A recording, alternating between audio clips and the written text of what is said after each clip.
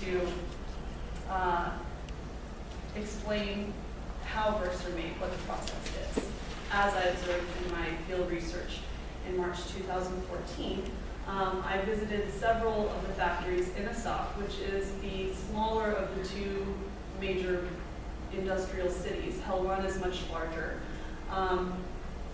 But basically, it takes 1 to 3 weeks to make a brick. I would never have known this. This is a picture of the bricks just around the perimeter of a factory, one factory in this area.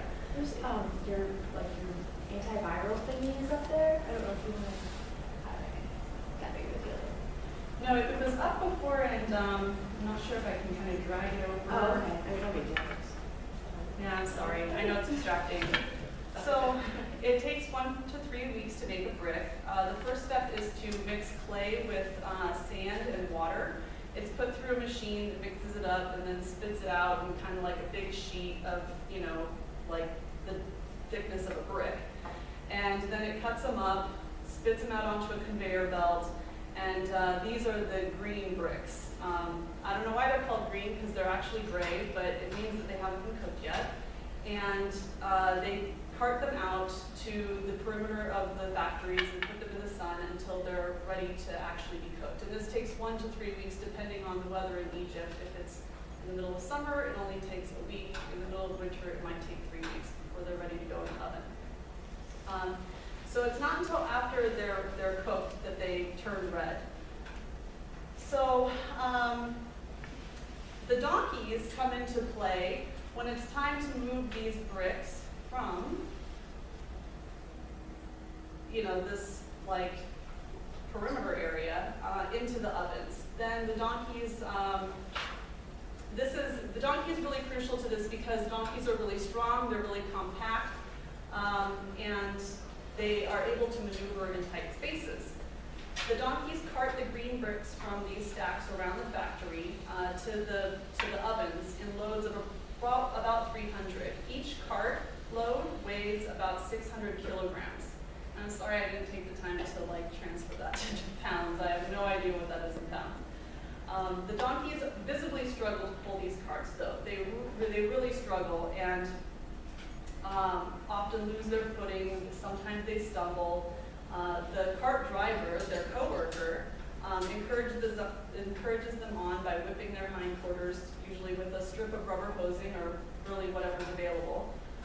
Once they get to here's another picture of a little donkey pulling his cart.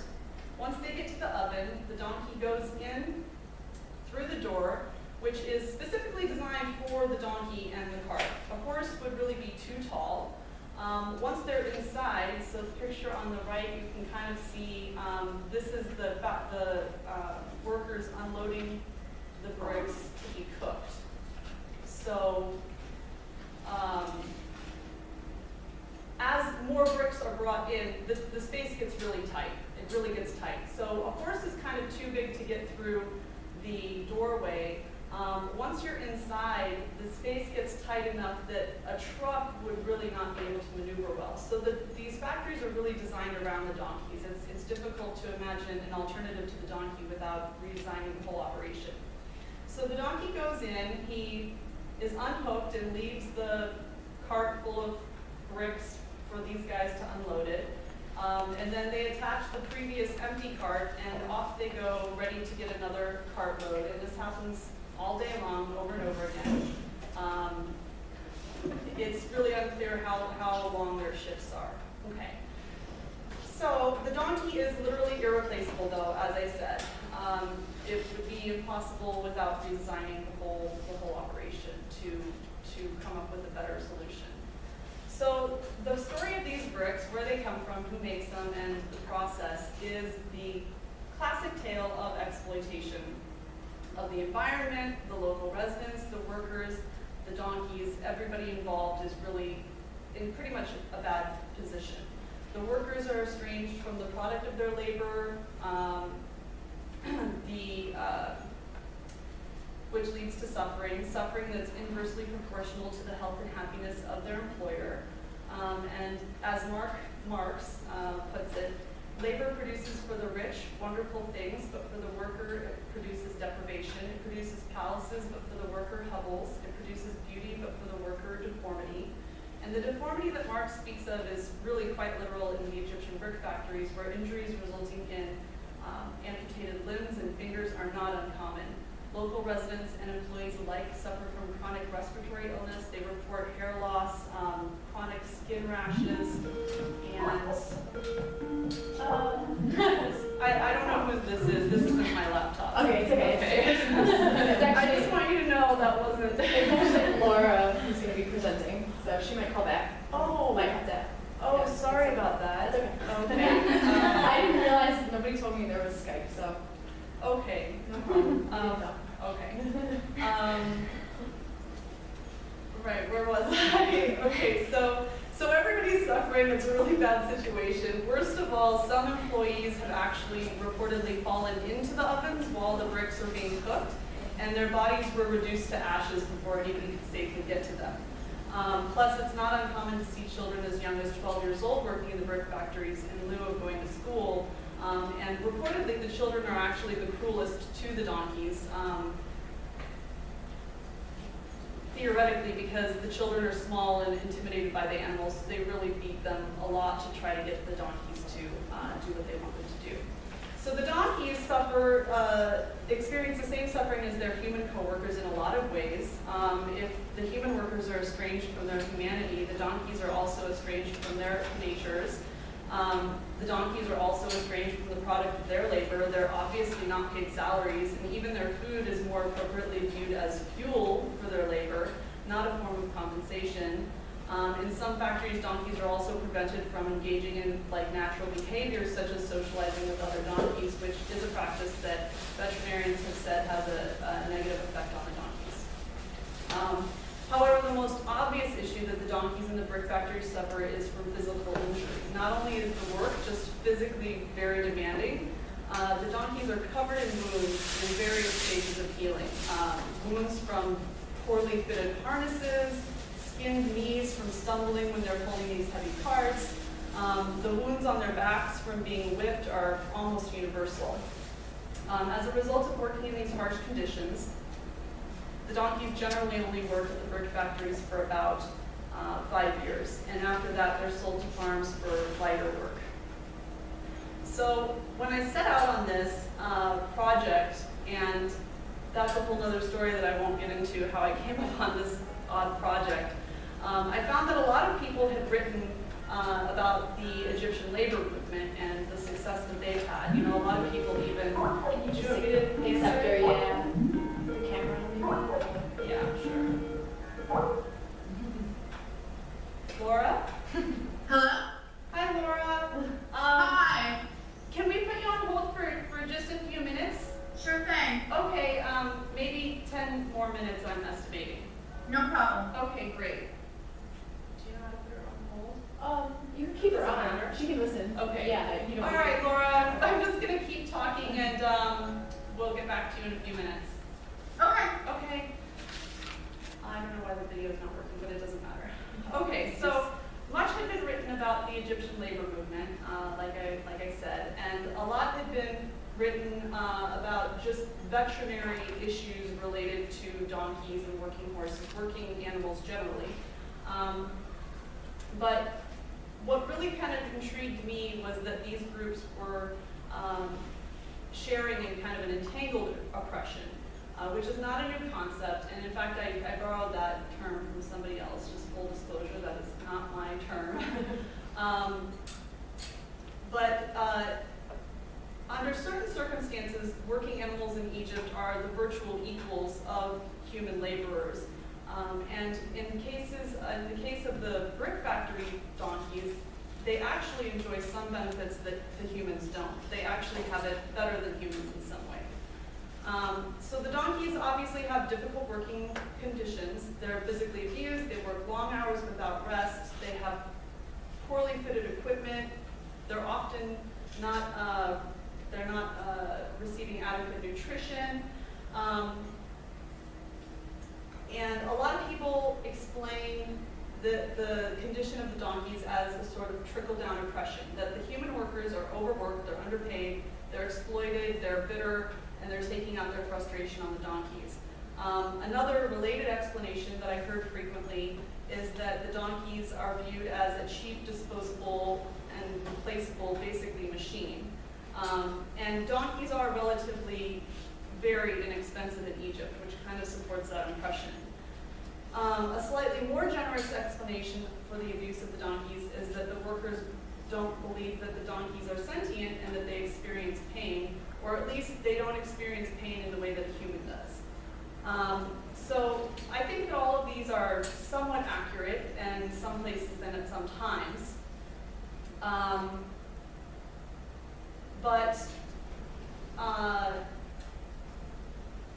In other cases, when I would talk to the workers, it was clear that they were aware that the donkeys suffered, and they were trying to communicate that they were suffering too.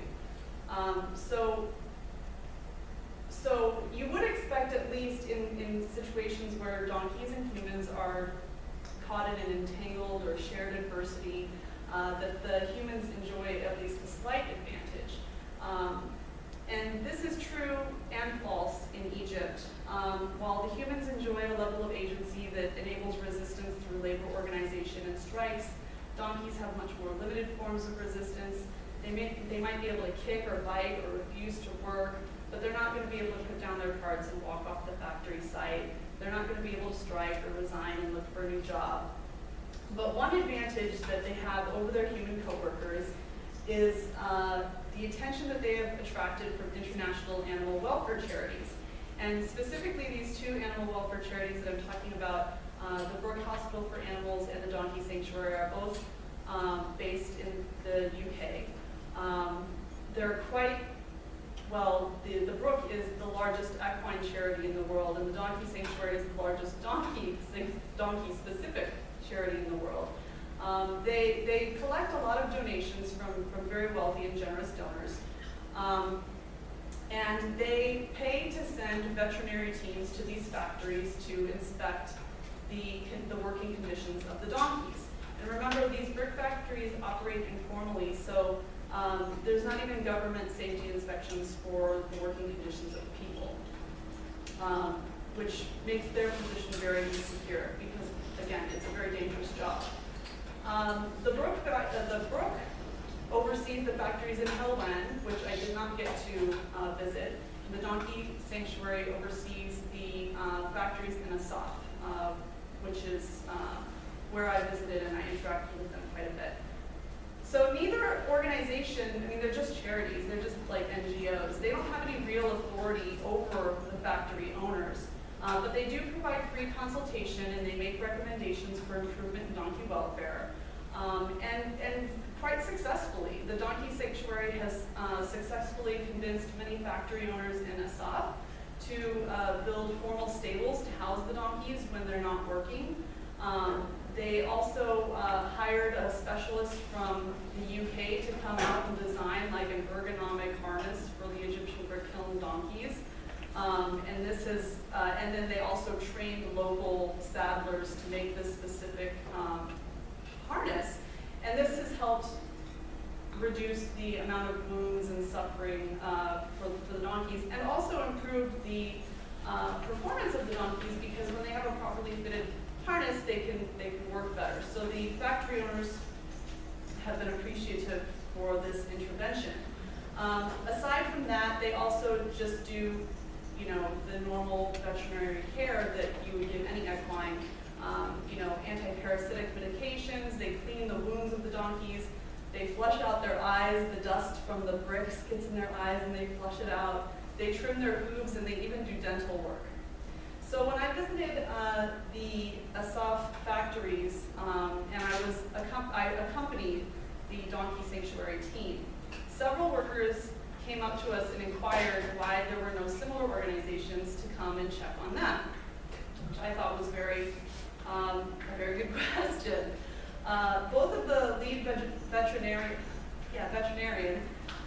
from the Donkey Sanctuary and the Brook, although I didn't visit the sites in Helwan with the Brook, I was able to interview their veterinarian outside. Both organizations say they hear this question frequently. This is a very common question. Why do you care so much about donkeys? Why do these foreigners care so much about the donkeys and they don't care about us? Because these organizations are foreign funded, So the donkey sanctuary veterinarian had noted at that time that the factory owners most likely would not tolerate a similar intervention on behalf of the people because they would be afraid that they would get in trouble for having child workers or this or that or the other. Additionally, they might be afraid that having humanitarian activists on site might incite like a strike and cause disruption in their business.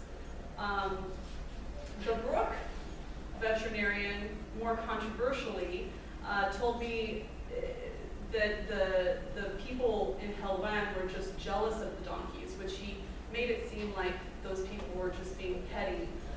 He said that a big part of their mission is to educate people that donkeys need doctors too, and since the donkeys can't leave the factories, the doctors have to come to them, which is definitely true. But it ignores the fact that I'm not sure that these people actually have great access to healthcare either, given how remote these locations are and how little money they make and the dangerous nature of the work. So, in conclusion, I have tried to propose here that donkeys and humans are part of an inextricable network of labor that is exploitative and destructive. In these brick factories in Egypt, both humans and donkeys are forced to endure long working hours and estrangement. The donkey is symbolic of the exploitation of workers generally in every industry. People are unaware of the donkey's contributions or his sacrifices, and his labor, like all labor, is invisible to the consumer. However, the donkey is visible to certain key actors who advocate for these animals, and the donkeys working in Egyptian brick factories enjoy some benefits and protections that their human co-workers do not. These animal welfare organizations are allowed access to inspect the donkeys' work environments, and the factory owners welcome these interventions, whereas humans do not enjoy this treatment.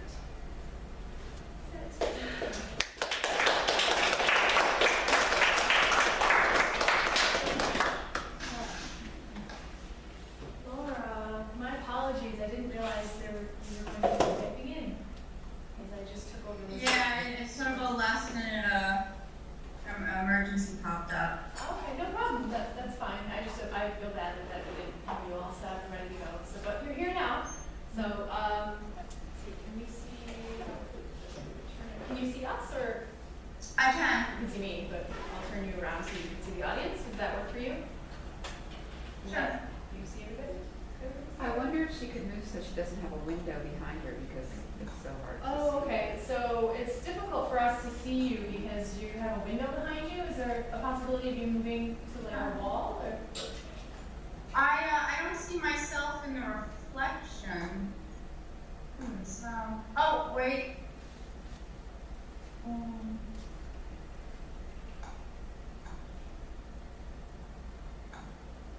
Here I am. Hello. Yeah. It's just difficult to see you because it's, well, as you can see probably in your window. Let me see if That's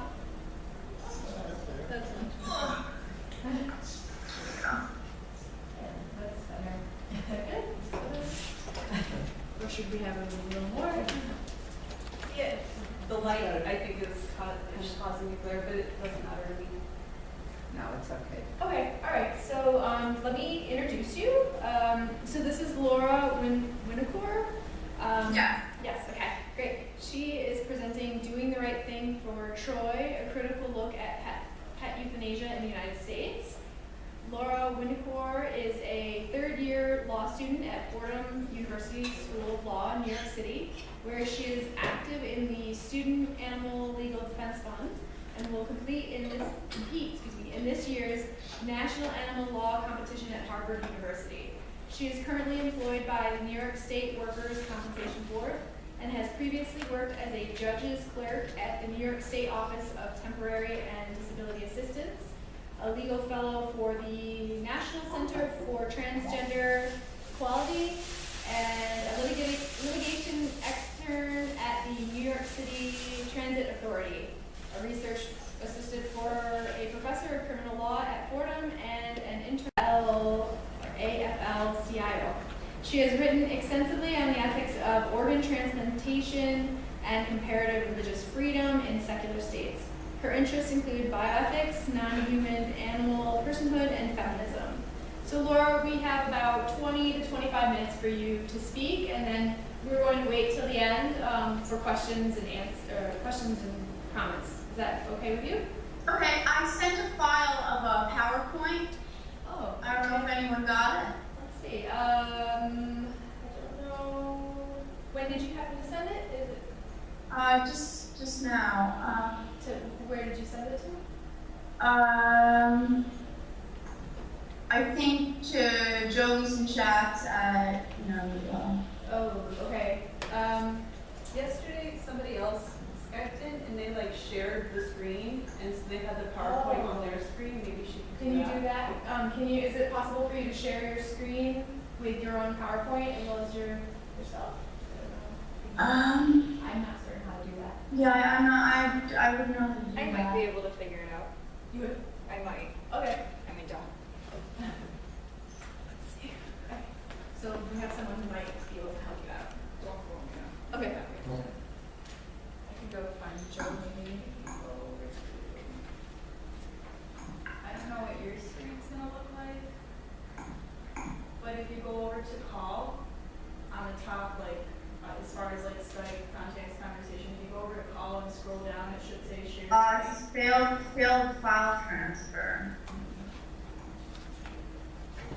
Will that work for you? No, that's just sharing our screen.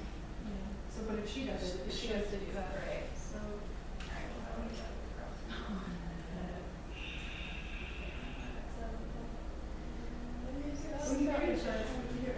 Yeah, you can stop sharing. Oh, there you go. Yeah, so can you see on the top of your screen that it says Skype, contacts, conversation, call, and everything, like way up on the tippy top going across?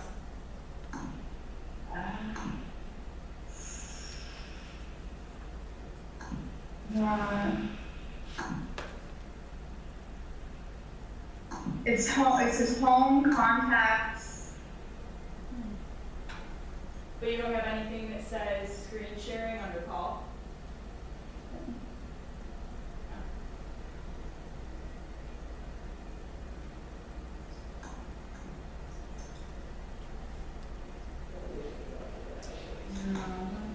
And you said that the file didn't go through via email? Yeah. So I guess we might Let me just try have sending the file again. just proceed without it. I wonder if she could send it to you and then you could open up your email. That might work. Do you want to try sending it to me? Or is it just that you can't send it because it's such a large file? It's 132 KB. I just tried to send it again.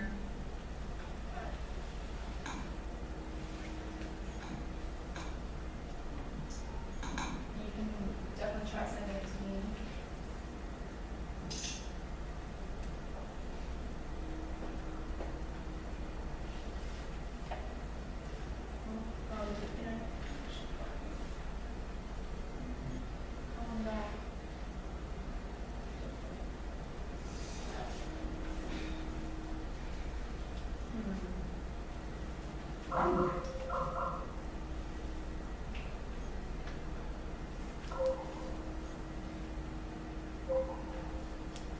Is she trying to share it with you over Skype? No, I think she was trying to send it to I think she's trying to send it to Joe again and she doesn't realize that you're not Joe and you're not gonna get his No, email. no, she's sending it via Skype because it just made the noise that said that you got the file. If you click that thing in the lower left with like the little orange circle, This? No. left, yeah. And then, how do you get to the chat on this computer? Try clicking on Laura's name. There you are. Hi, my computer just crashed. Oh my. I'm actually on my phone. Is there anyone else who could go before me while I try and fix this? Sure, yeah, we can do that. We just ask that you mute, if you wouldn't mind, mute your side so that we're not distracted by Oh, absolutely. Lindsay's. Okay, so we'll continue and we'll be back in touch here in a moment. Okay, so yes, so let's move on to Mallory. So Mallory Abel is going to be presenting on biophilia as a virtue, the benefits of reestablishing our human bond with the natural world. Mallory Abel is a recent graduate of Kinesis College. She majored in animal behavior, ecology, and conservation. She's interested in pursuing a career in In situ. I'm not sure what that It is. just means conservation, like not in a zoo. Okay. In Itsu conservation, and then she's not sure exactly how yet. So, Mallory. So I came up with this pretty quick. I'm going to do my best to not read directly from this for you guys, so bear with my paraphrasing. So I wrote this essay, actually Adam helped me write this essay in my junior year at Canisius. It just kind of started as an essay that I was going to do for an ethics class that Adam was teaching at the time, and it just kind of turned into this bigger idea. So I wrote it on the idea of biophilia as a virtue of a conservation ethic. So I'm just going to start by kind of going over the issue in general, which is the degradation of the environment. I'm sure we're all pretty familiar with the fact that our relationship with the environment is not really what you call sustainable right now. And so that kind of alludes into that geological periods are often distinguished by the biological force that's proven to be influential at that time. And so a lot of times that's a force of destruction. And in light of that, some people are suggesting that maybe we should rename the current geological epoch that we're in right now the Anthropocene, because we are so influential during this time right now and not necessarily in a good way. And this kind of illustrates in one term the full scale of our impact on the Earth, which is getting kind of out of hand. So in 2002, it was estimated that 30 to 50% of the Earth was being exploited by humans, and then a decade later, that estimate jumped to 83%. It's estimated that we control over 6 times more continental water than is left free flowing, and that's just kind of indicating how far we've spread ourselves over the Earth, but not quite so much how we're damaging it. As far as the damage goes, we're all familiar with global warming. And according to the ICAS, the most recent estimate is that extinction rates are up to 1,000 times the natural rate, which is pretty bad. If this remains constant, they're estimating that nearly 1/3 of all living species are going to be extinct by 2100. Check all around. Sure. She might just be switching her computer or something. Yeah, she might be switching. Just let her read. Just let us know. So we're changing the face of the Earth, literally, and we're. I'm really not good with this mouse. Well, let me accept it. Here. Laura. Yeah, I got my computer back. Okay. Yay. Okay. Okay, should I keep going? So we're not really 100% sure about the repercussions of these actions at the moment. We know that it's pretty bad. Some people have started to refer to it as biocide or geocide, which would be translated to the killing of life systems or even the killing of the Earth, which is pretty bad. The urgency of this matter has stimulated the emergence of some awful warnings from scientists. In the World Scientist Warning to Humanity, Henry Kendall cautioned us, human beings in the natural world are set on a collision course. Human activities inflict harsh and often irreversible damage on the environment and on critical resources. If not checked, many of our current practices put at serious risk the future that we wish for human society and may so alter the living world that it will be unable to sustain life in the manner that we now know. And he concludes this by saying that if we don't fundamentally change this within the next few decades, we're going to reach the end of its limits. And not totally sure what happens then, but it's not good. So if this fate is to be avoided, we've got to change something.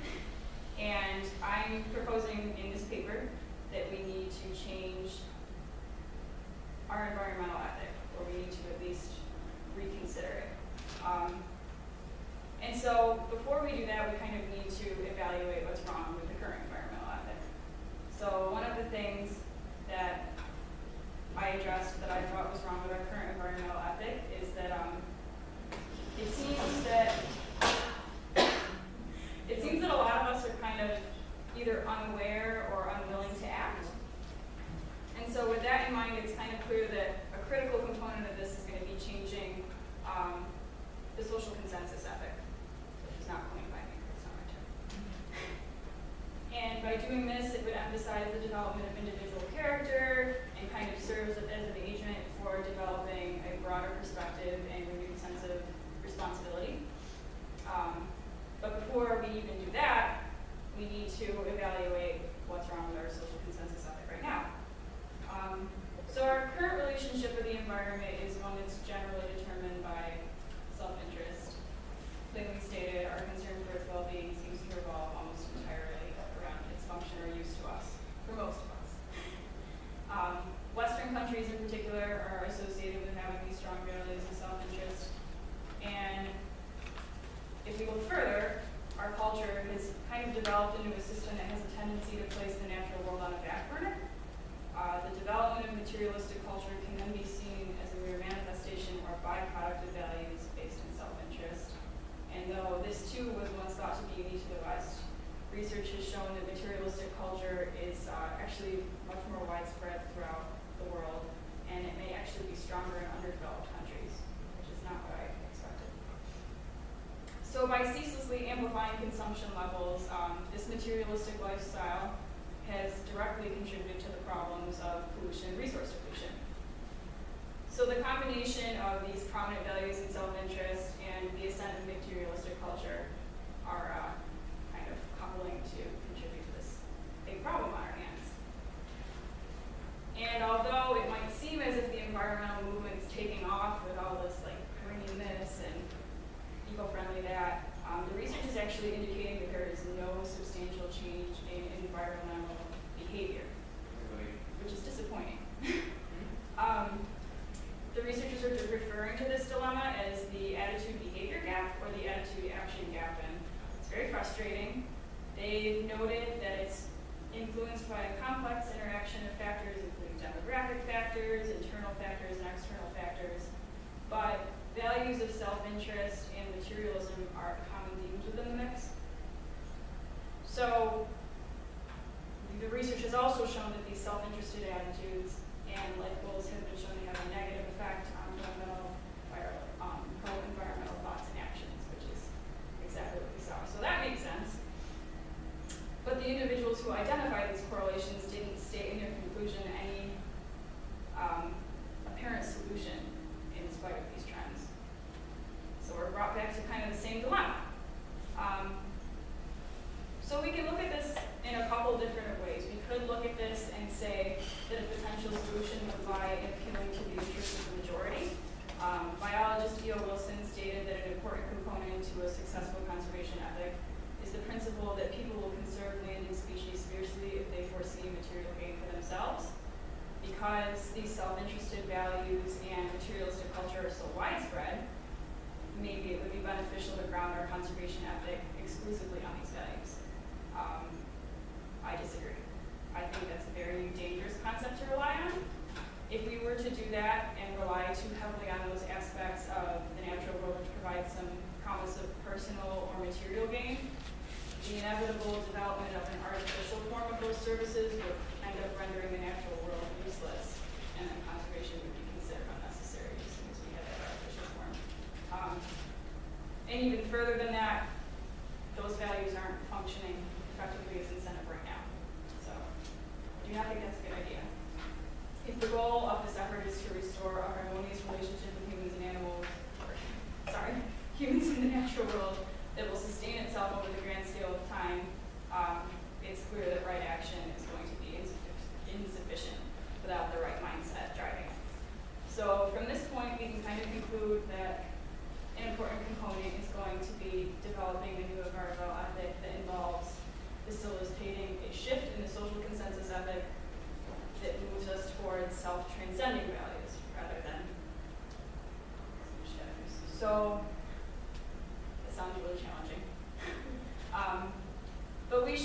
mind that our values are constantly shifting. Plato once argued that you cannot teach rationality to a person, you can only remind them. And that's kind of what I'm proposing in this paper. I think that rather than attempting to instruct societal values towards success, we should just remind humanity that the key to success is something that's already within all of us. Consider the term biophilia. Maybe you ever heard of it?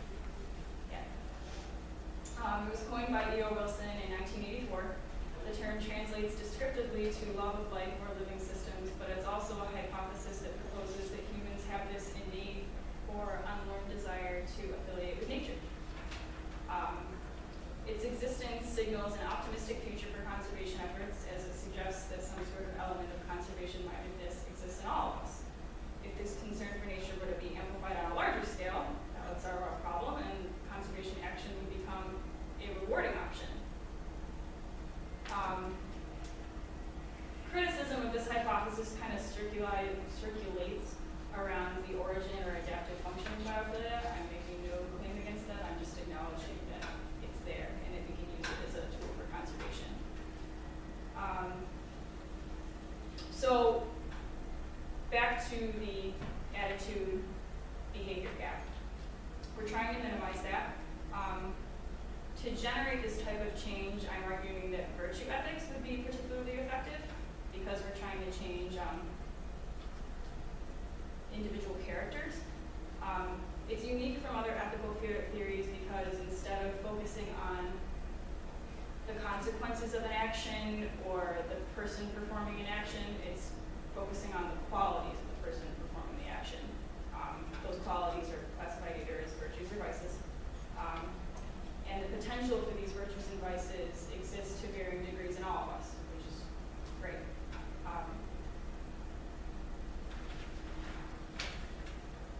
So I argue that virtue ethics is particularly effective as a tool for eliminating this gap because in order to be truly virtuous, virtue ethics states that you must not only think virtuously, but you have to act virtuously constantly. So you can't just be doing good or doing for mercy, for example. You can't consistently act mercifully if your thoughts aren't actually merciful. And so deep down, you really must possess these virtues. And so if a virtue or a set of virtues were identified that would lead us to conservation-mindedness, that would kind of solve the problem. So to begin this process, we kind of need to set aside either group of virtues or a fundamental virtue that's specific to the environmental goal. And for this cause, I would propose biophilia as a virtue. If biophilia were a virtue, a biophilic person would, in theory, think and behave in a manner that a love for life and living systems would necessitate. This obligation to behave morally for the sake of both the natural world and its human and non-human inhabitants solidifies its status as a morally good or praiseworthy trait. And furthermore, the biophilic love of nature is linked to other virtues such as love and compassion, responsibility, and respect, and would kind of tie everything in. It could be argued that because these virtues are interrelated, biophilia is just an extension of those virtues, but I disagree with that. Virtues in general are interrelated, and it's very difficult to set aside characteristics that are specific to one virtue and not another. So when we think of a situation in which a person is behaving kindly in many contexts, but they're not behaving biophilically, for example, they appear to be very kind, but they're not kind to non-human animals, they don't really appear to be kind at all. And so rather than concluding from that biophilia is just a product of kindness, I would argue that it's fundamental to kindness, that you have to be biophilic to be kind. And so that kind of brings us to this concept that may precede the true possession of biophilia, a love and concern of non-human animals, but I'll revisit that. Like other virtues, biophilic potential would be, in theory, possessed by the majority of humanity. I got up in this situation in the first place, but it's great. We have to keep in mind that the development of biophilia as a virtue would follow the same process as any other. which is very analogous to muscle mass. And so if you're thinking of it like muscle mass, the process of gaining or losing it varies depending on genetic traits, patterns of use, nutrition, etc. But for all animals, they grow and strengthen through use and atrophy when they're not used. I would argue that we haven't been using biophilia, and that for a lot of people, especially those who are starting and maybe at a lesser degree than others, it's atrophying to the point where we've ended up in this situation. And so I think it just needs some exercise. It might be that direct, like impactful experiences with the environment have become too scarce, and that's why it's atrophying. Perhaps over time, as we've started to prioritize self-interest and materialistic values, our lifestyle is just drawing us further and further away from it. And in neglecting our natural affiliation with nature, it has become so detrimental to biophilia that it's caused it to atrophy in almost all of us. So in order to reestablish this connection with the natural world, I would argue that we need to broaden our sense of responsibility and progress toward a more natural, or toward a more inclusive sense of the natural world. So that's the game plan. Before we do that, I understand that the jump to environmental concern is for some a big leap. And so in order to bridge that gap, I'm brought back to the notion of nurturing love for non-human animals first. Because for some people, it's much easier to develop concern for something that you can conceive as being sentient as opposed to developing concern for a rock.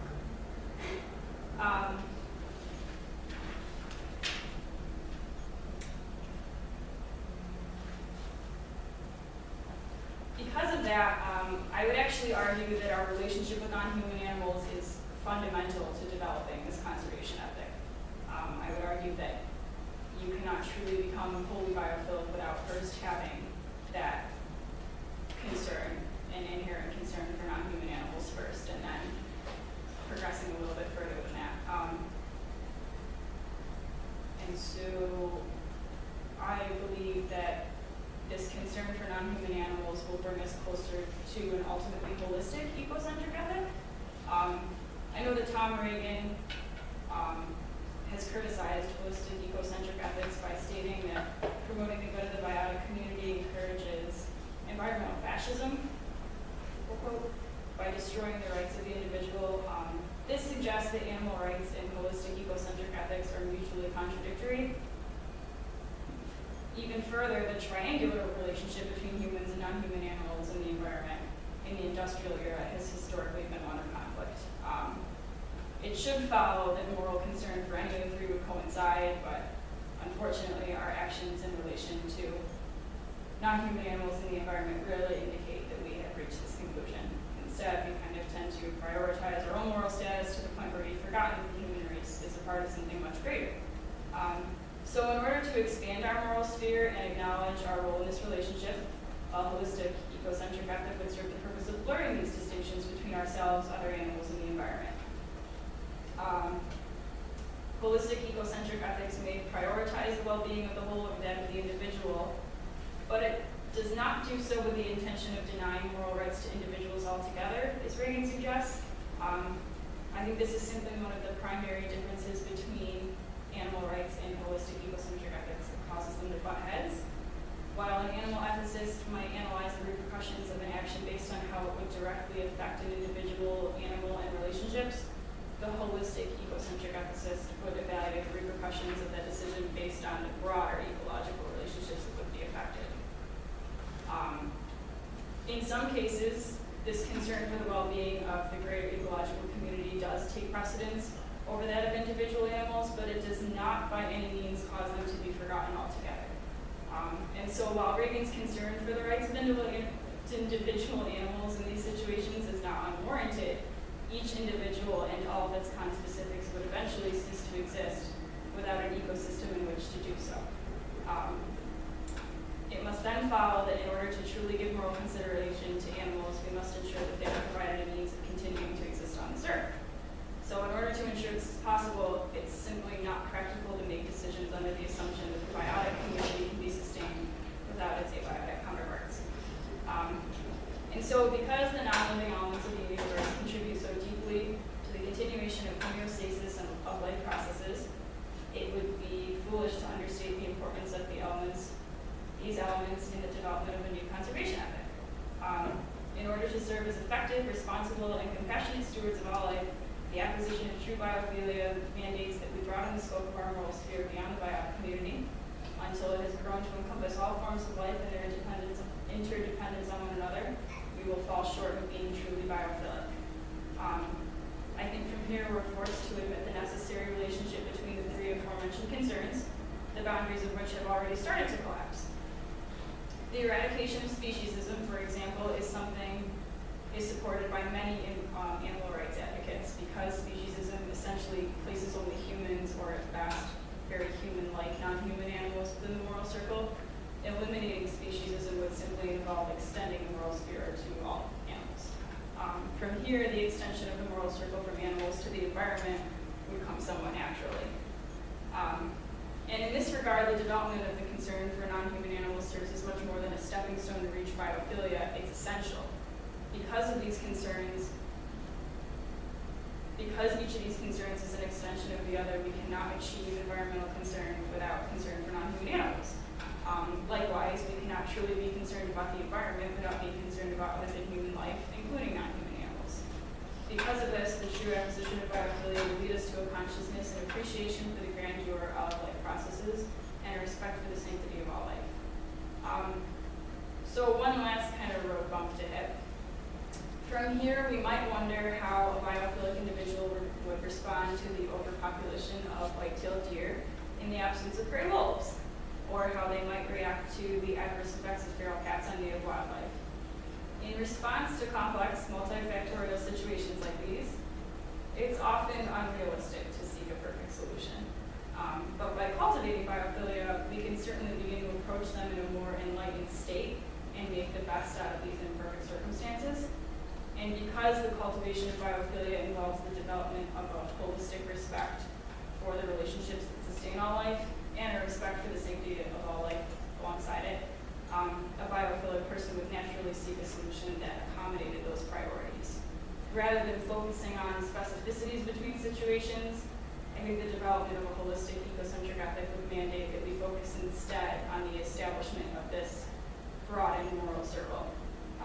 When we've successfully equipped our mindsets with a wider perspective, we will become capable of responding to these situations in the best way possible and minimize the development of similar circumstances in the future. And so, in conclusion, if we are to alter the trajectory of life on Earth, it's crucial that we begin the process of developing and implementing a new practical conservation ethic immediately. Although the environmental crisis is clearly a complex issue, the development of biophilia as a fundamental virtue clearly exhibits the potential to dramatically improve the situation. And in guiding humankind toward an ultimate respect for all that sustains life and living systems, biophilia can and should be used as a valuable tool for reestablishing healthy and harmonious relationship with the natural world.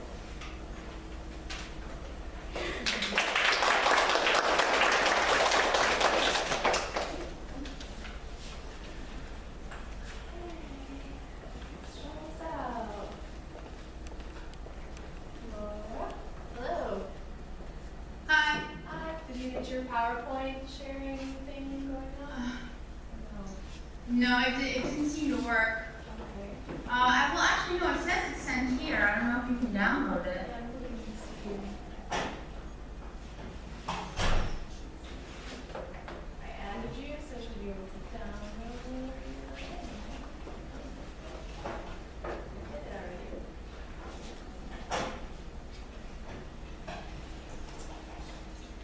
So maybe can you try sending it one more time? Because Sure. since I need to add you as a contact, but I already did, and I'm wondering. There we go. Okay, now I think we should do it.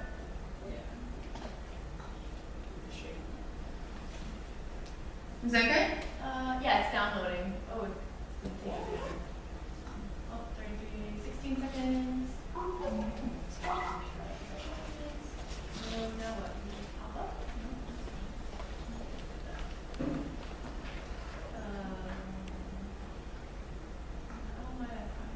in your Do downloads you folder. click it again? Click this again? Yeah.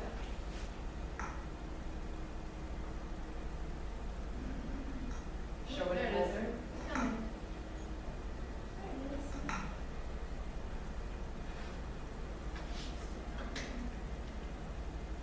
Okay.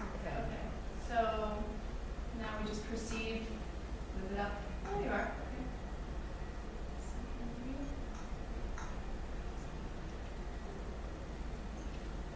There.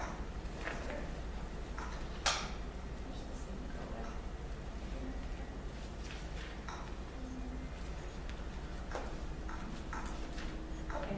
How's that look? Is that good? For you on your end, Laura? Let's see. You got it? Yeah, there we go. Okay, wonderful. All right, so. Oh, actually, oh boy, that's awful. It made the fonts very large. I hope you guys can. Well, it's not that important to be able to read everything. I'll read, Oh, the important parts. I think we can see it pretty well. Yeah. We're good, but let me turn you around so we can see. Audience here. So yeah, you'll have like 20 to 25 minutes or so. If that works for you, and then we're gonna do questions and comments after, like I said before. Okay. Okay. So when you're, I actually have a list of discussion questions. oh, wonderful. Okay. Okay. Yeah. So I decided to entitle my presentation "Doing the Right Thing for Troy." And Troy was my dog. I included a picture of him. We adopted him when he was 6 months old from a kill shelter in Long Island. And he lived to be over 15, which is pretty darn impressive for a dog his size. But when Troy became older, he developed some serious health issues. At first, it was just things like arthritis, but then his joints started to really deteriorate and he tore his ACL. And this is where I had my first sort of encounter with euthanasia in veterinary medicine and the paradigms that animate it. So we took Troy to a local vet, and who told us he had a torn ACL, which everyone knows can be fixed by surgery. But the vet said to us, well, he's old, and he's never going to be able to run and play with you like he used to, and you should probably euthanize him and get a younger dog. And I was floored. I couldn't believe the vet was saying this, and my mother was very upset by it too. So we went and we found a different vet who said, oh, this is an easy surgery to do. And so we got him the surgery, and he lived for about 2.5 more years and was fairly active. So that's how I started thinking about this topic. So there's a lot of thorny ethical issues in animal euthanasia, despite the fact that it's such a pervasive and accepted practice. It's rarely questioned and, considered almost like universally humane, but there's issues of ableism, deciding what's suffering, if an animal can't do a certain thing, is that a qualification that the animal should die? What makes the life worth living? So I identified two main problematic values that motivate a lot of our views on euthanasia. And the first is speciesism. And one thing that's really, I think, interesting to note is that, let me find this. You know what, I'll get to that later, but it's an important thing. So in human medicine, death is not presented as a treatment regimen. We have end of life and palliative care. And even in places like Belgium, where they have euthanasia, it has to be something that's specifically requested by the person. It's very different from animals. So I read one paper called Animals as Vulnerable Subjects, which says, unquestionably, our legal and social structures favor human capabilities over those of domestic animals and are susceptible to further control by human interests. And this creates legal inconsistencies because we use human paradigms and apply them to animals to determine their worth and make decisions about their health. So the second important value that is problematic that I identified is ableism.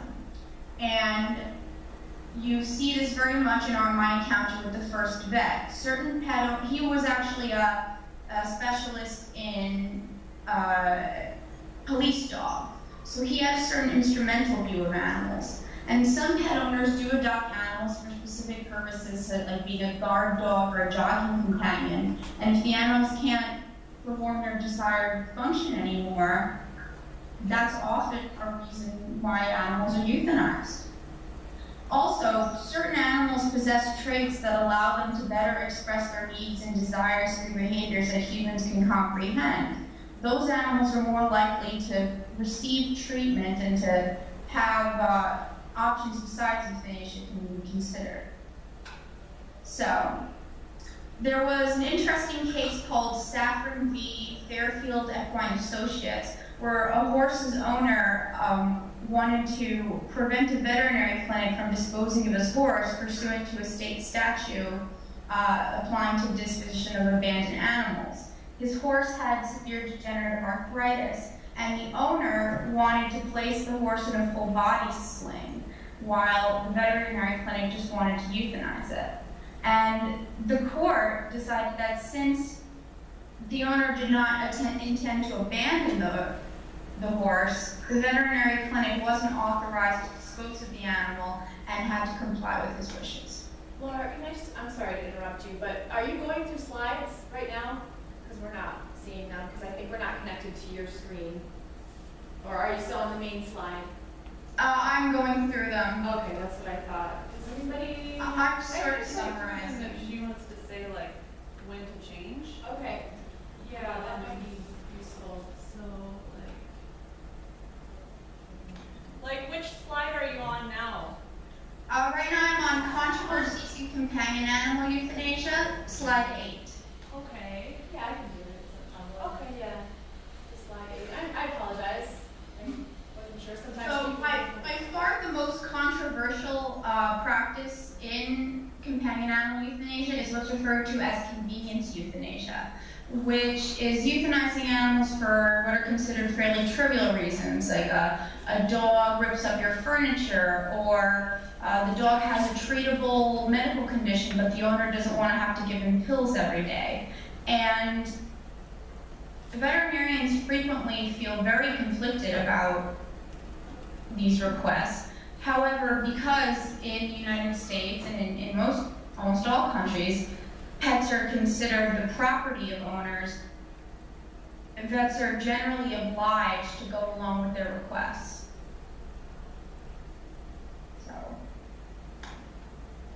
So my experience and the problematics of companion animal euthanasia relate because I grew up with a disabled parent, which sort of colored a lot of my experiences with ability and what makes a life worth living and when is medical treatment worth pursuing. And in Troy's case, I felt that him being mobility impaired would not make his life worth living. And that would be how I would judge whether or not to euthanize him, whether his life was such immense suffering that,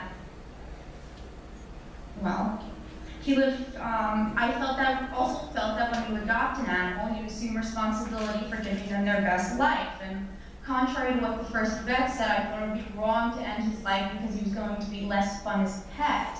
He didn't exist to play or engage in athletics. He was part of the family. So I find that both criticism and endorsement of companion animal euthanasia is often extremely anthropomorphic. Some of the criticism, for instance, Immanuel Kant says, cruelty to animals offends humanity. And that's why something like convenience euthanasia would be wrong. And Levinas said, we do not want to make an animal suffer needlessly because we as humans understand what suffering is.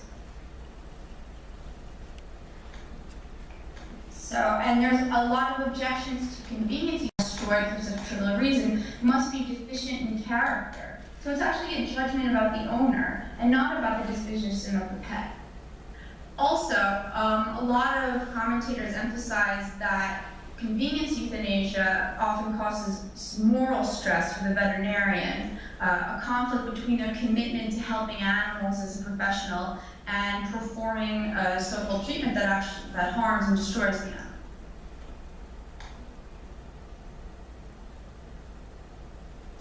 And for anthropomorphic criticisms of pet euthanasia, I know from one article, the author makes a distinction of how medical students and physicians understand all their human patients have an inherent value.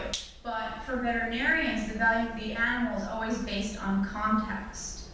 Certain species are given certain types of values, and the values of animals in society are socially constructed.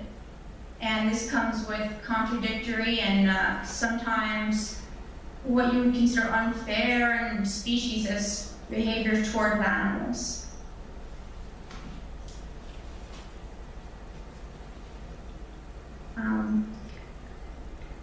Let's see.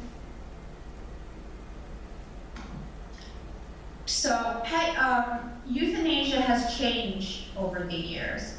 It used to be that veterinarians mostly focused on livestock, especially horses, and there was no really uniform code as to how you should euthanize a dog or a cat. People often would take them out back and shoot them. But things have definitely changed now. And one statistic says that for just 1 year of care, or sometimes even a single visit, veterinarians can bill a pet owner considerably more than the animal's economic market value. So pet guardians or owners are willing to pay far beyond the actual utilitarian animal value of the animal, because there's this paradigm now of pets as part of the family.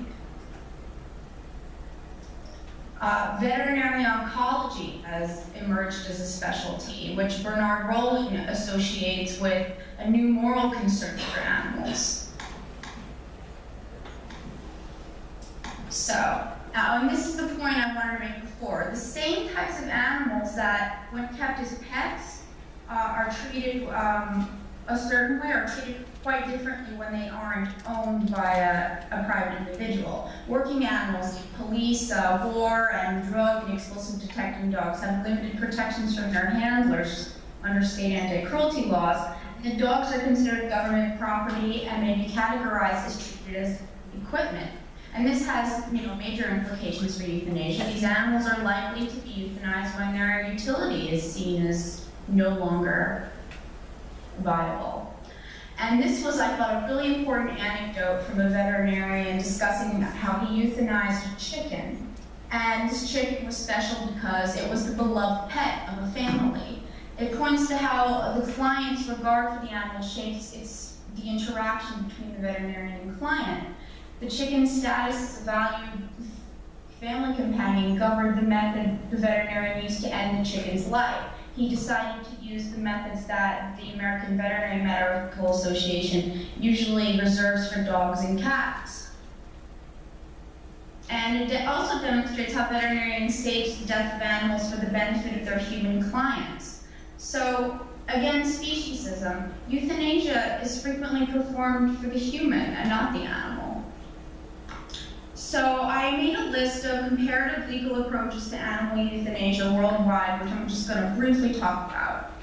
Argentina and various provinces banned euthanizing healthy animals. Let's see. The Royal College of Veterinary Surgeons in Great Britain says that you may commit an offense if you cause an animal to suffer unnecessarily, and the owner is usually responsible for this, but if the animal is inpatient at a veterinary clinic, the veterinarian can assume responsibility. Italy has been at the forefront of passing relevant legislation, but it's mostly on a regional level. And they passed Articles 727 and 544 of the Civil Code, which characterize animals as sensitive beings, which is important because it's very distinct from the common conception of them as mere property. It gives them protection under the law and explicitly recognizes their capacity to feel pain and suffering. So Italy, however, gives deference and recognition to local custom, and most of the laws are regional. For some of them include putting down animals can only be done at the owner's request for valid health reasons. If an owner cannot afford to pay for proper veterinary care, they must surrender the animal. One region explicitly prohibits killing dogs, including those with owners, except for the incurably ill or dangerous. In the United States, there's a very liberal view of animals as property. An owner's request for euthanasia is illicit no matter what the consequences. There are legal duties owed by veterinarians, and it's sort of a tripartite duty. There's duties to the owner-clients, which are confidentiality of communications and informed consent. And the duties to the animal patient are merely to report suspected cases of abuse. But legally, in the veterinary context, obligations are derived from an owner's right to control their property and fiduciary responsibilities that veterinarians as professionals have to these clients. So again, while we're extinguishing the life of an animal, the interest that we're considering is primarily the humans. We have several statutes that mandate veterinarian care, otherwise it's considered neglect. However, they generally specifically exempt humane euthanasia at an owner's request. However, the Delaware Code is distinct and possibly opens up the door for criminalizing convenience euthanasia. Unlike in other states, an animal owner in Delaware is guilty of cruelty if he unnecessarily kills any animal.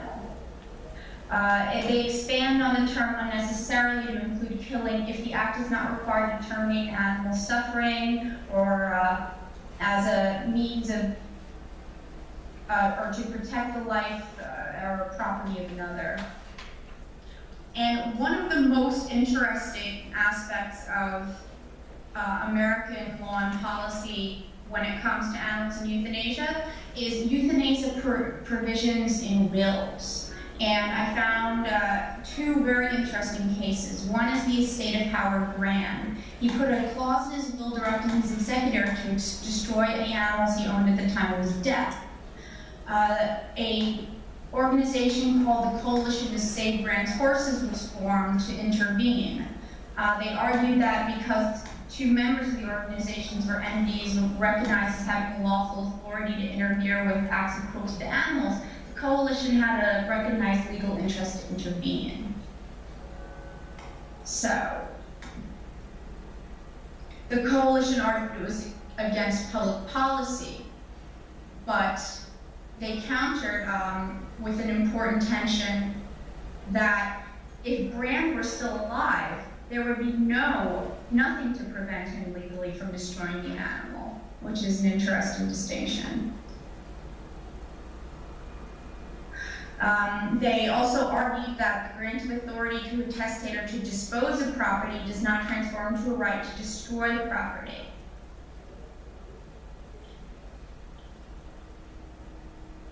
And a nonprofit filed an amicus brief discussing the historical context of animals' legal status as property and made a comparison to the former consideration of oppressed groups of humans as property under the law, which the court considered extremely compelling.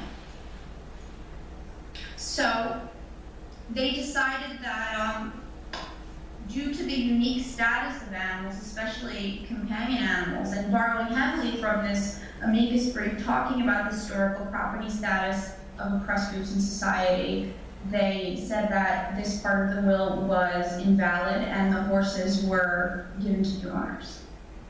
The second case is in Marie Caber's estate, where Pennsylvania testatrix directed in her will that her Irish setter dogs be destroyed in a humane manner.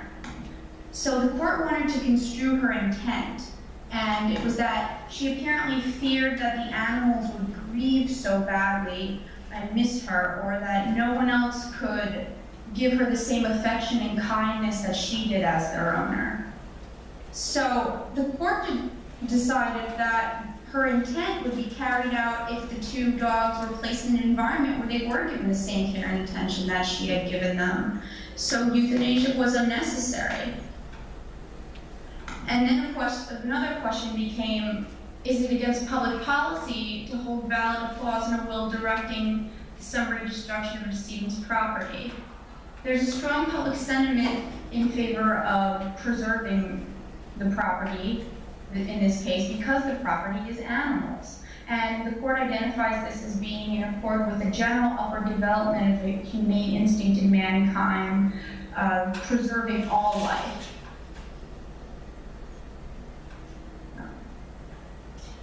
They determined that it would conflict with public policy because it was destroying the lives of these animals for no purpose.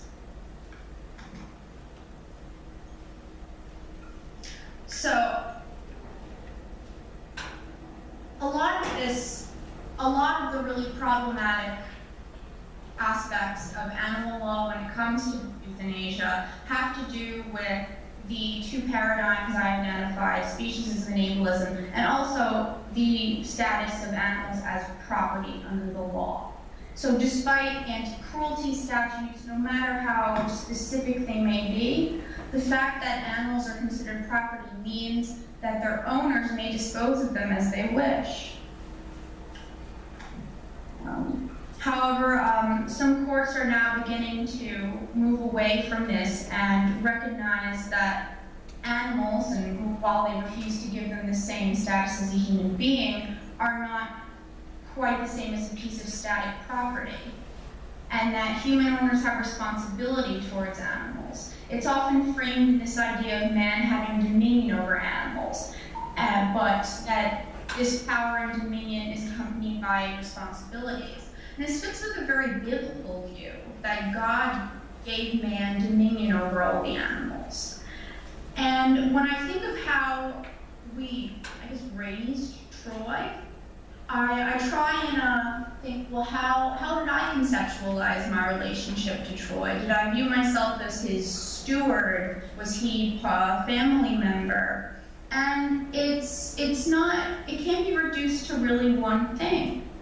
There's a lot of elements at play, but the most important ones were that I rejected the speciesist and ableist paradigms presented by the original veterinarian because I found that they conflicted with the innate moral sense that I had. So these are my discussion questions. In general, should the practice of euthanasia continue as it is? What modifications could be made, and should the law get involved in this area? Is the ableism involved in pet euthanasia in the United States justifiable? What is the importance of recognizing local custom and the status of animals? Certain cultures value animals differently. Would changing the legal view of animals as property solve or complicate this issue? Why do we euthanize animals but not humans? Does this relate to animals are viewed through a purely ableist lens while humans have a constitution of dignity? And what can veterinary practice do to move away from the ableist paradigm? And is this even possible or feasible? Is the whole idea of veterinary science based on ability as the prime value? So, those are my discussion questions. Great, thank you.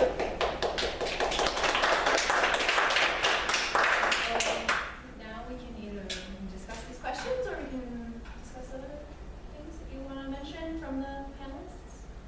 Maybe the panelists can come back up here so that you can be privy to question and answers. No? Oh, hang out for a second. We're Oh, sure thing. surveying the audience at the moment. I'll respond to the questions.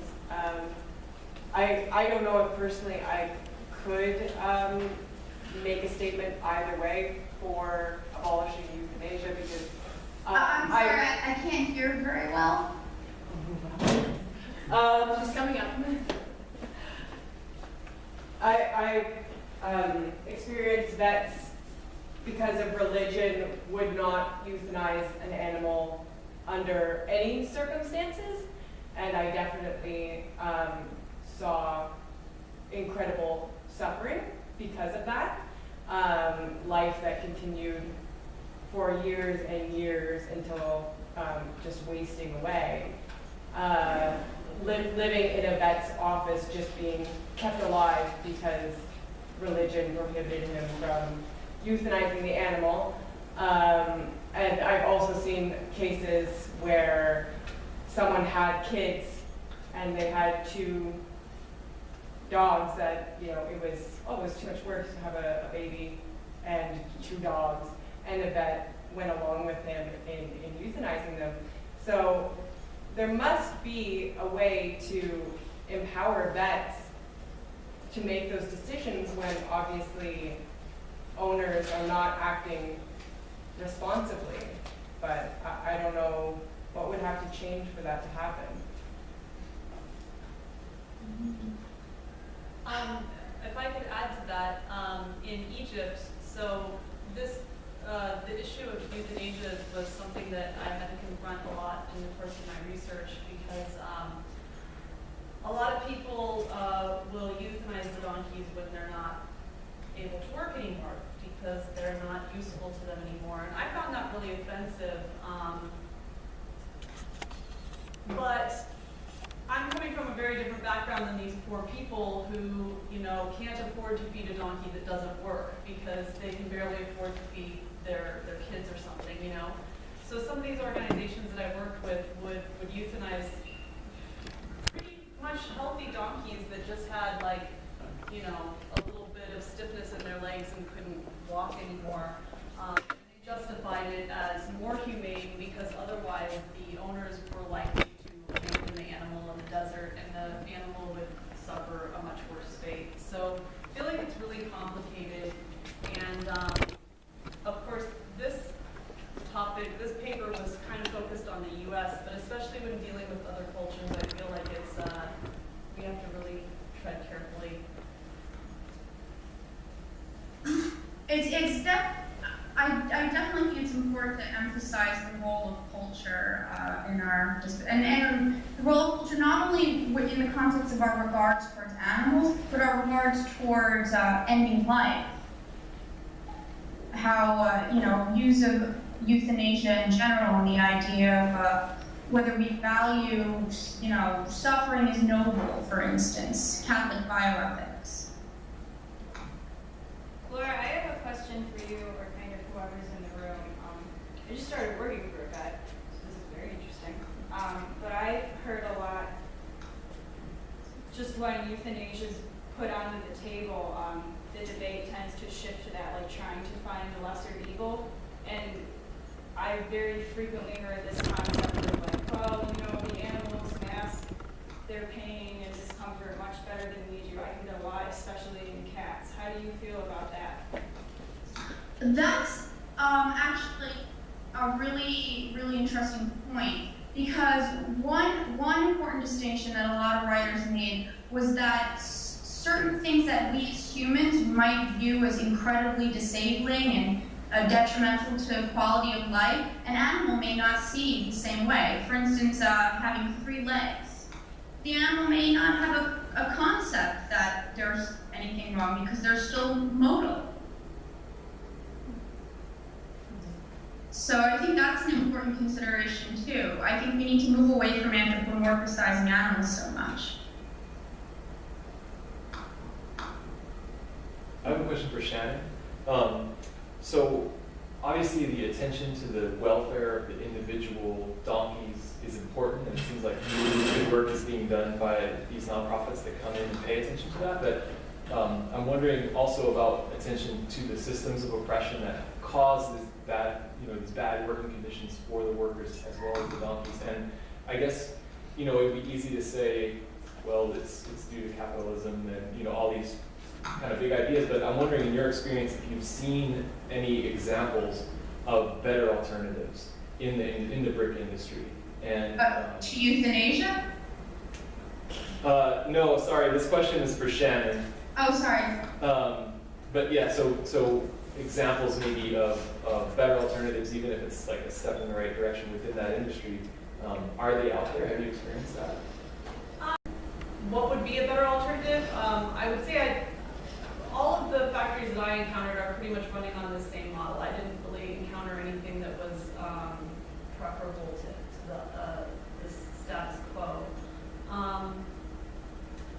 I mean, just off the top of my head, I would say maybe it's favorable to use machines instead of donkeys, but then, you know, because then you wouldn't have like the same, you can't really like herd a machine in the way that you can herd a living, you know, creature. But then you're put in the position where, well, these people can't really afford machines, so now what do you do with that? Are these people just not going to be able to run their businesses? I guess the way it is now,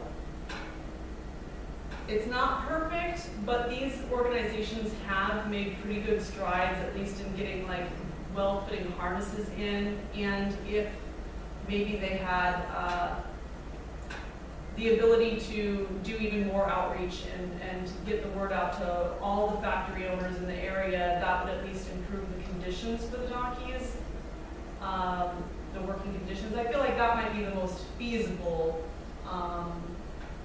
given the economic situation. I hope that answered, yeah. I sort of have a follow-up question. I previously heard a presentation on donkey, like human relationships in Botswana, and what I heard from that was that based on how wealthy the family was, I mean, these are not wealthy families who were using these donkeys, but the donkey was very much a part of the family, but the poorer the family was, the worse they treated the donkey, because the donkey sort of carried responsibility for the wealth of the family in a way, and so if they weren't doing what the donkey was blamed, it was hit more, it was cursed, like called poor names, but if the family was doing better, then they treated the donkey better, and I'm wondering if that's the sort of relationship, if that is reflected in like, well, I feel like that's probably the case in maybe like in agriculture. These aren't private. Well, these donkeys that I was talking about in this case were owned by the factory. So the workers that are working the donkeys,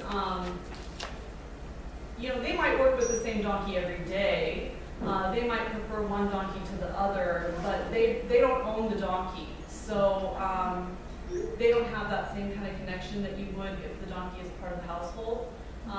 Certainly if it was a family donkey, I think that we can make those kind of correlations. And I read some really interesting studies out of Botswana. I might have even read the one that you mentioned. So yeah, I can't speak to that in the fur factories though. okay, thank you. I have a question for Mallory, since you're using sort of a model of ethics. I guess it's just kind of like a problem to think about. I'm not criticizing you at all, but it may seem that way, so I'm just trying to preface it.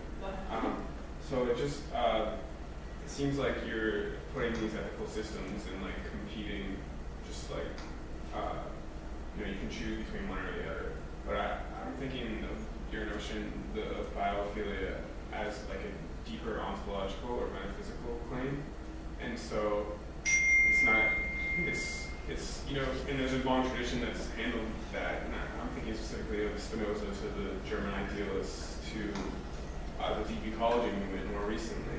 So there seems to be this deeper concern that is at the foundation of how we perceive reality. Well, Hey Laura, could you just mute your microphone? Sure. Okay, thanks. so how we perceive reality or what reality is, that the notion of biophilia would, that kind of deeper would concept would give rise to like a virtue ethical. Because I don't disagree with that. I just think there's also this really you know, underlying change you have to have in the way that you view nature itself. Right, no, I completely agree with you too. When I was kind of like putting this together, or really when you look at any of these situations, you kind of start to realize like how polarized it's gotten and how much progress that impairs. Like this just kind of debate of like, are you a deep ecologist or are you a not deep ecologist? And it's like, well, we're all going towards the same goal. No, I agree. Also a question for Mallory. I couldn't help but think about your paper in connection with Shannon's paper. And I was thinking that, okay, well, Of course, even in the U.S., global north, first, 1/3 of the world, I mean, whatever you want to call it, how do you do this? And so I think, okay, school education, but and of course certainly here in the U.S. too, and around the world, for people living on the margins where biophilia is kind of a luxury, I don't know. I mean, are there I'm just sort of thinking at the practical kind of level, like how do we get the 12-year-old boys to treat the donkeys okay? And, Right. yeah. Actually, I thought about that because last May, I was in South Africa for a little bit, and I just really didn't have any concept of what poverty meant until I got there, and then it was like, wow. And so I was thinking about this paper when I was there, and I was kind of asking, kids, parents, everybody when I was there, not like bringing up biophilia, but just kind of like alluding to it and trying to talk to them about it, and I really think they have access to flex that muscle better than we do, but definitely what she brought up, it's just kind of like a completely different way of life. You don't even see the donkey as a donkey anymore. It's like this machine that you need to put like food on the table for your family. And so a lot of that, you're right, a lot of that is gonna have to come from helping out the humans in these situations before you can bring them to that, because they just can't even worry about something like that right now. They've got bigger problems.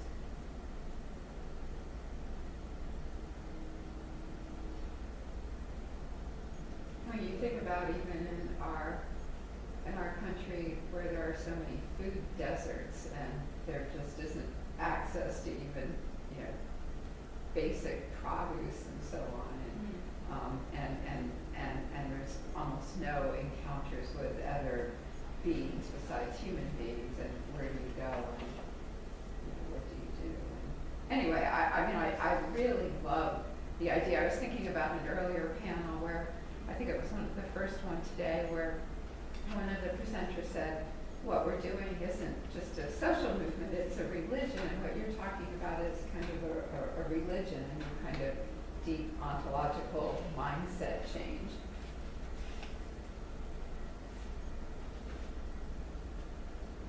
Any other comments or questions? Okay, well, thank you to all our panelists. That concludes our day. Thank you, Laura, for your patience as we were setting up the Skype. Oh, no problem. Yes, sir. I couldn't be there. Yeah, that's okay. So tomorrow we're going to reconvene at 9 o'clock at breakfast, just like we did today. So I hope you all will come back, and feel free to take snacks on your way out. See you. Have a good evening. Bye, Laura. Bye. Take care. What? I've just read it to you. Oh, sure, yeah. You mean my research project? Yeah, I was using one. It's just kind of like this long story. I was writing my thesis, and I had two other like thesis topics all planned out, and it was rejected by the school because the department really wanted to subscribe to college. Of course. About 500 other situations are not brought up with visa nature. I mean, it's so easy for anyone who cares about animals not to say convenience and what kind of a vet is it? It's let the dog go. I'm sorry. Dr. Ernst was going to kill that dog, that pretty boy, right? Just because the husband said, oh, this is a liability. I can't be bothered to. The dog was, they lived on 15 acres, and the dog was occasionally nipping people on the street. And it was like hurting. That's like that, because I guess Dr. Ernst was going to do it, and my vet. Oh, this is your vet. Who was the uncle of, his brother was married to the wife who produced the child that had the dog. So he does convenience euthanasia. The first thing that came to my mind. Because it's very absolute. that the animal is mere property. I mean, that is, Oh, yeah. so, yeah, there are many other, Love-hate relationship with the place. I mean, I do, you know, David, when he euthanized all of it. Also, like, you know, Right. I wish I could remember the exact way he put it, but he said, it's the last thing we can do for them.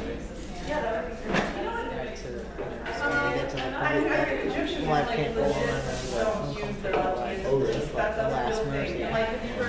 Which I thought was interesting, because I think with all of us, there were a few more things that put it on.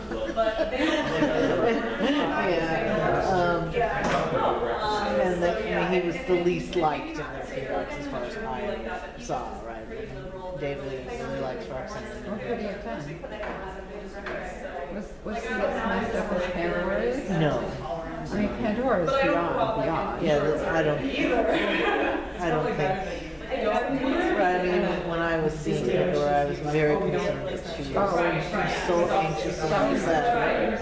And She really gone downhill. right, I don't think there's, you know, I mean, you might be able to get another week off or something, right, if there's, you know, something about the kidneys you can take care of.